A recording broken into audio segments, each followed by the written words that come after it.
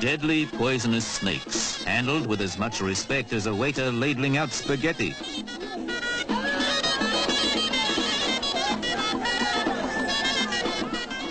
The way of life in the Square of the Dead, Jamaa L'fna in Marrakesh, Morocco, the city Sir Winston Churchill loved to paint.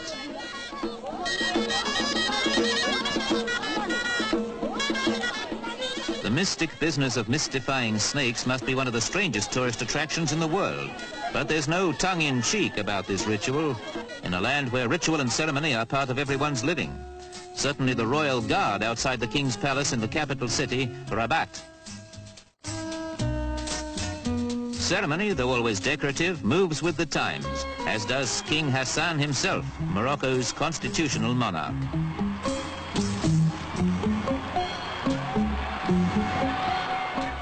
Hassan and the young crown prince are close to the people, especially on this their national day, a time to take stock and announce new policies.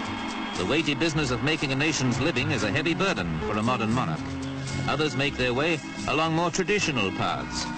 Taking a nation from the Middle Ages into the 20th century is a question of knowing what best to preserve. The filigree carving of the great city gates is a style that survives unaided, as do the medieval bastions. And certainly the storks adding their own touch to traditional Arabic architecture. Traditions are handed on to the illiterate by those who make their living by telling stories.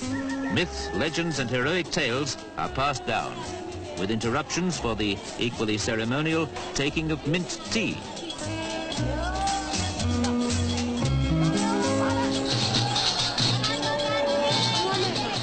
Jamaa L'fna is a fairgrounds cum music hall where the preservationists are more energetic.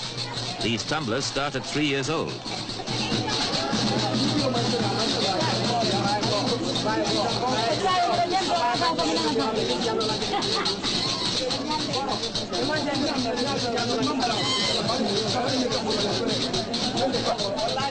They call Marrakesh the Pearl of the South, Morocco's gateway to the mountains and to the Sahara. If you want to collect a caravan and trek across the desert, this is where you start, the Thursday morning camel market.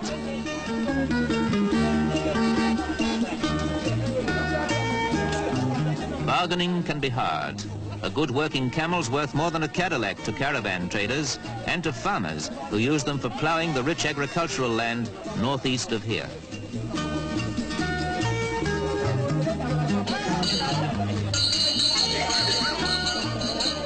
Most Muslims don't drink alcohol, but wherever men meet and get thirsty with all that money talk, the water sellers are there too, with their goatskin bags. Hard bargaining for camel connoisseurs is a backcloth for those making another kind of living. And of course it's a must on every tourist's itinerary.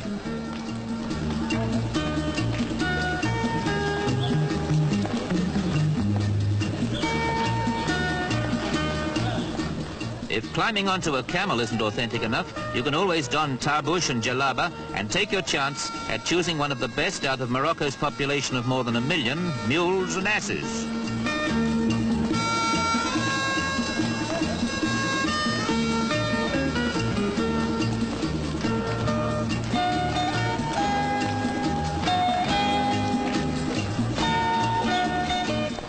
For those who can't afford a camel, a burro is the only means of transport, the all-purpose beast of burden that brings produce from the country to the bazaars of Marrakesh, Fez and the other imperial cities. It may bring hardwood for the butt of a hand-carved antique rifle. Antique even though it's made right here on the spot. The craftsmanship, learned early, is as old as firearms.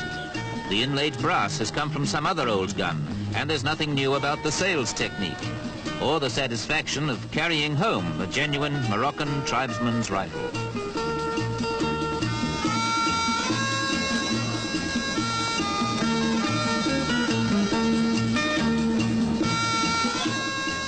Next to agriculture, tourism, epitomized by the color-splashed bazaars, is the major currency-earning industry. But Morocco's most famous export is live horse flesh. Here, in what could almost be an English country setting, they breed that most cultivated and influential of animals, the Arab.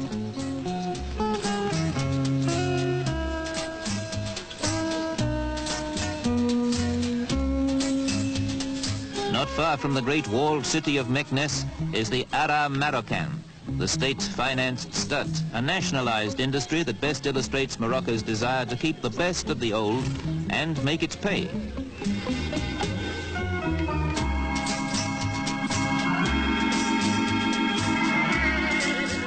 Keeping the past profitably alive is something worth cultivating.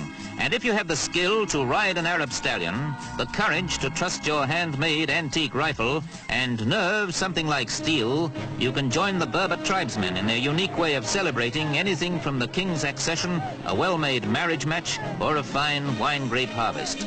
This is no stagey desert song fantasy, but a fantasia, Morocco's version of a medieval jousting tournament.